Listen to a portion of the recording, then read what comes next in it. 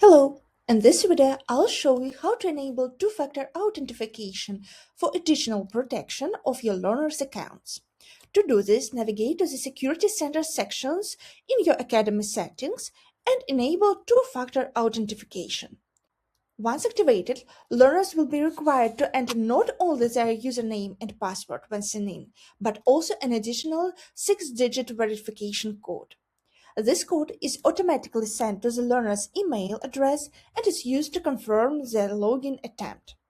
This significantly protects your learner's accounts from unauthorized access, even if a password has been compromised. After the settings is enabled, two-factor authentication will be automatically applied to all learners' login within the Academy. After entering their email and password, learners will be prompted to enter their verification code. Without this code, they will not be able to sign in into the platform. I hope this helps and good luck with your Academy.